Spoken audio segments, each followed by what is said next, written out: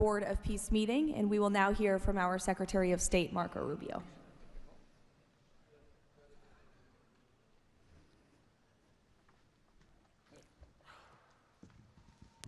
I'll be brief and to the point. We want to talk a little bit about the strategic vision of this organization and begin doing so by first acknowledging that we are here today because the President of the United States, Donald J. Trump, has both an ability and a willingness to use the power of his office to think outside the box. And that's why we're here today. This was a very unique crisis in Gaza, one that the existing international institutions could not solve or figure out. It needed a very specific type solution that required the partnership of all the nations that are here, including those that are here on an observer status. And we appreciate you coming today and being a part of this as well. And that's the point I want to drive home today. And soon you'll hear from Steve and Jared, who, by the way, deserve an incredible amount of credit for pulling this together and working countless hours and traveling all over the world. They truly deserve our appreciation and thanks for the work they've put in under the leadership of President Trump to make this possible. This Gaza situation was impossible to solve under orthodoxy, under existing structures. And so what we did is they went to the UN, and they got the UN's approval to put this group together and bring these nations together to come up with a very specific solutions to a very unique and specific problem. We have a long ways to go. There's a lot of work that remains. It will require the contribution of every nation state represented here today, and we thank you for being a part of it.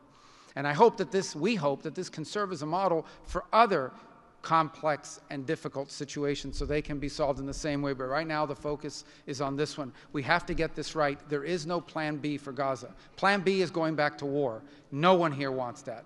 Plan A, the only path forward, is one that rebuilds Gaza in a way of enduring and sustainable peace where everyone can live there side by side with one another and never worry again about returning to conflict, to war, to human suffering, and to destruction. And again, Mr. President, thank you for having the vision and the courage to pursue something that has never been done before, and we're not done yet. And thank you to Steve Witkoff and Jared Kushner for the time and the work they've put into this. And thank you on behalf of the State Department and the U.S. government to all of the nations that are here. Every one of you is indispensable, including our observer partners, who we hope can find your way to join us at some point as officially part of this. But we are grateful for the fact you're here today and the contributions you've made already. Thank you.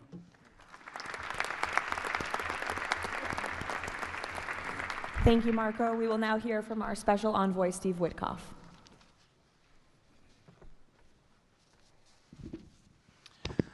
Thank you, everybody, for being here. I don't know if we ever believed that this was possible when we first started envisioning a Board of Peace, but of course, under the President's indispensable leadership, and it begins with that. It begins with President Trump's leadership and his direction. We are here today, and it's pretty amazing. I think we have some people to thank. We had an amazing partnership between the mediating countries, Qatar, Egypt, Turkey, Prime Minister Mohammed.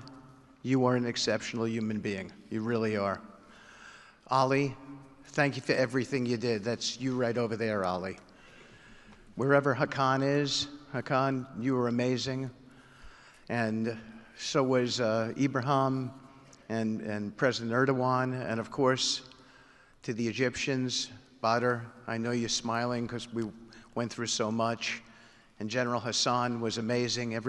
We all became friends here, and Prime Minister Sisi, President Sisi, pardon me, and so many others.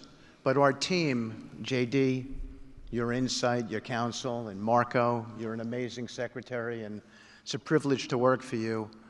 And Jared, you are my dear friend and the best partner I ever had. You are an amazing person. But Mr. President, it is my greatest honor to work for you. It is the blessing in my life. I've had many blessings. I don't have to be a practicing lawyer anymore, but this is my greatest blessing. But I also have to mention one other person who is important to this discussion. Oh, the Israelis, I forgot. Prime Minister Netanyahu. Without him, much wouldn't have been accomplished as well. And that's really important that we acknowledge him here today, and Ron Dermer. But a person who doesn't care much about the acclaim we have to acknowledge too, and that's you, Susie. Because I would come back and you would say to me on every trip, what can I do for you? This matters. And you were an inspiration for all of us. So I thank everybody, and let me get on to, am I going on to the next slide? Sure. Caroline? Sure. Okay. So with regard to the hostages, we're here today, again, I say it, I know it sounds redundant, but we're here today because of President Trump. Without him, none of this was possible. There were 251 hostages. 168 came out alive. 83 bodies were returned to their families so that they could grieve and remember their loved ones like in a normal way, in a way that brought their families together. So that was just as important. This was a monumental effort, and I want to tell a story about the President.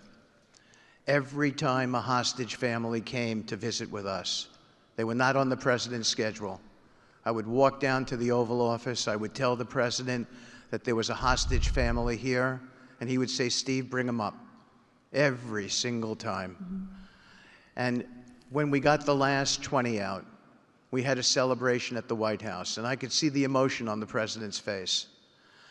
And he came up to me and he said to me, "I have to tell you, this is my 5th year in the Oval Office, and I don't know that I've ever had a more special time than this moment with these people, seeing them come home."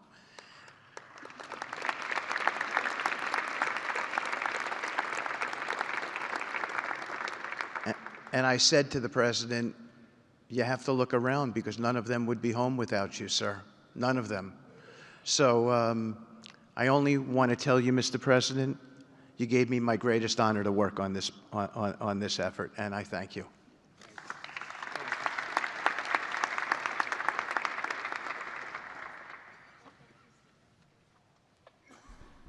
Thank you, Steve. Now you're going to hear directly from the team that has been tasked with implementing President Trump's 20-point plan for Gaza, beginning with our ambassador to the United Nations, Mike Waltz.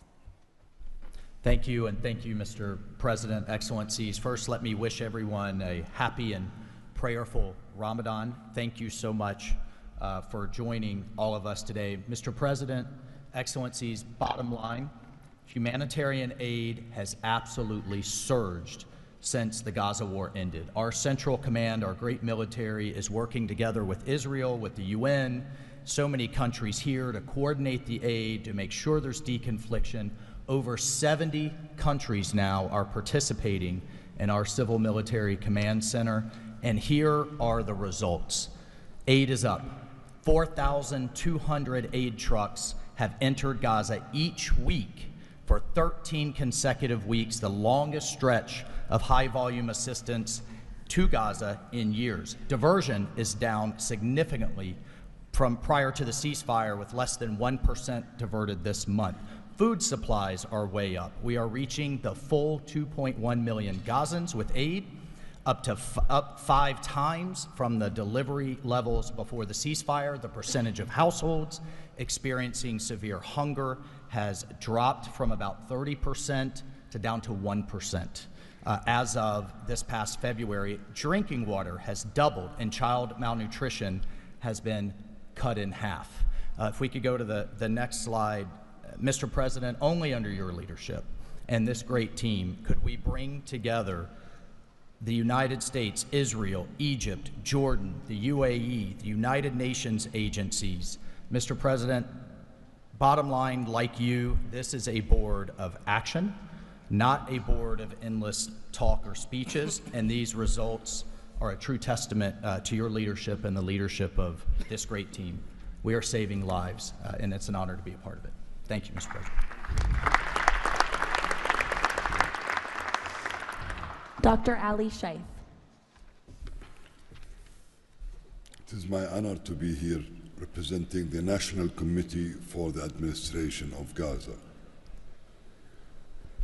Thank you, President Trump, for your leadership, for your continued efforts. A new governing authority is now in place for Gaza, with a clear mandate and a clear commitment to establishing development and stability. However, we are operating in extremely difficult conditions. Large parts of Gaza Strip are severely damaged, destroyed actually. Humanitarian needs are acute. Law and order remain fragile. This is not normal operating environment, President, which is precisely why discipline and prioritization matter. Our priorities, therefore, are defined into 4 categories. First, restore security via professional civilian police under one authority, one law, and one weapon, including training and developing 5,000 Gazan police to be deployed in 60 days. Secondly, revive economic activities and livelihoods, creating decent jobs, especially for our young population. Thirdly, ensure sustainable emergency relief as described earlier. Fourthly, restore basic services including electricity, water, health, and education. And last but not least is access and movement. Our mandate is simple, President, step by step to build the foundation for lasting peace, dignity, and prosperity for the people of Gaza. And this is where we count on your continued leadership and support. Blessed the peacemaker. Thank you.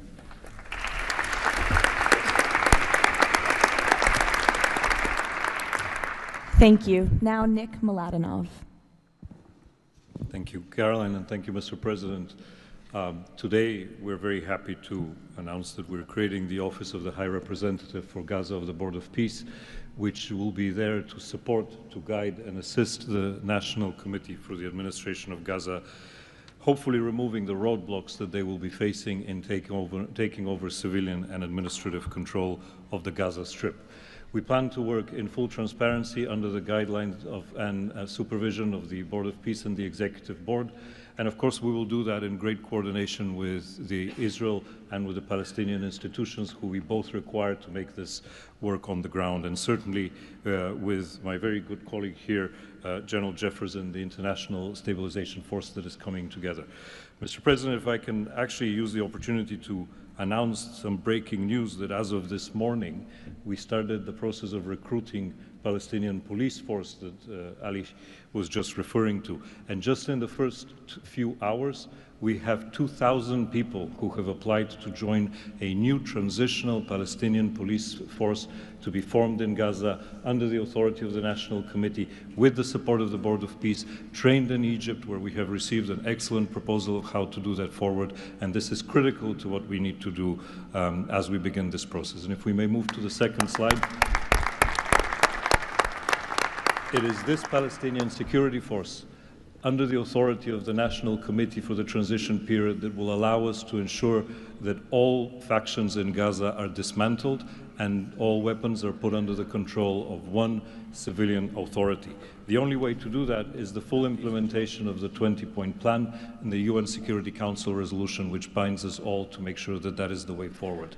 We have now a fully agreed framework with the mediators on how to do this, and I thank very much the state of Qatar, Egypt, and Turkey for their excellent support in this.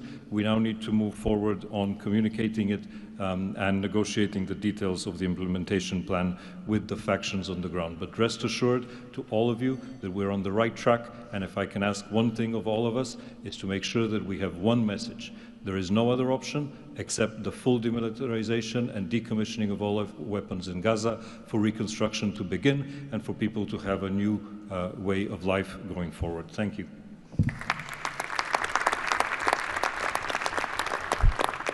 Thank you, Nick, and congratulations. Now, Major General Jasper Jeffers. Thank you, Caroline, Mr. President. It's an honor to be here today as the ISF commander. The ISF will do two things: stabilize the security environment in Gaza and enable civilian governance as established by the National Committee. For the last few months, we've had a team on the ground of U.S. military experts preparing the infrastructure for the ISF. This team's already operating from a combined joint operations center that's going to be the headquarters for the entire ISF. As you can see on our map, our plan is for the ISF to be assigned in 5 different sectors, each sector receiving 1 ISF brigade. In the short term, we plan to deploy to the Rafah sector first, in addition to the training of police. Midterm objective is to continue to expand sector by sector, all moving to our long-term 12,000 police and 20,000 ISF soldiers. I'm incredibly pleased to announce today that the first 5 countries have committed troops to serve in the ISF: Indonesia, Morocco, Kazakhstan, Kosovo, and Albania. And 2 countries have committed to train police: Egypt and Jordan. I would also like to announce that I have offered and Indonesia has accepted the position of Deputy Commander for the ISF. With these first steps, we will help bring the security that Gaza needs for our future prosperity and enduring peace. Thank you.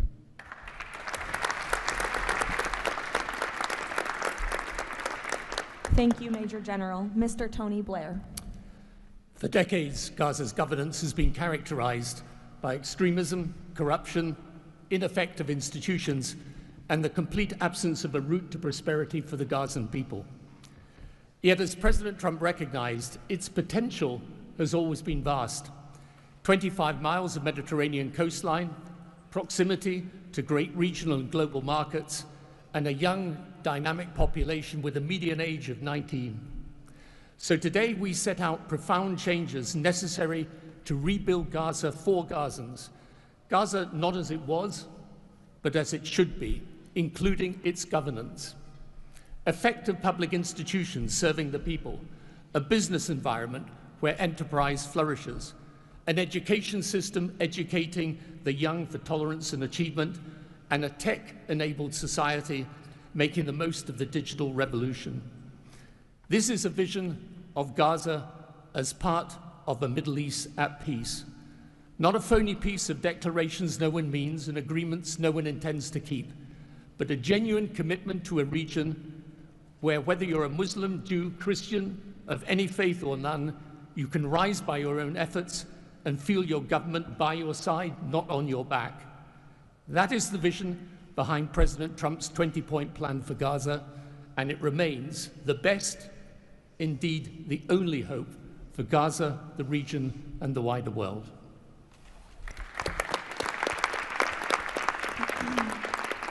Thank you. Mr. Yakir Gabay. Hello, everybody. Thank you, Mr. President. Gaza is destroyed. We assembled here on this historic day with common vision to rebuild Gaza for the next generations. Our mission is to recycle and remove 70 million tons of rubble and UXO and hundreds of miles of tunnels, arrange for the population fast temporary housing, in parallel to start construction of infrastructure and permanent housing.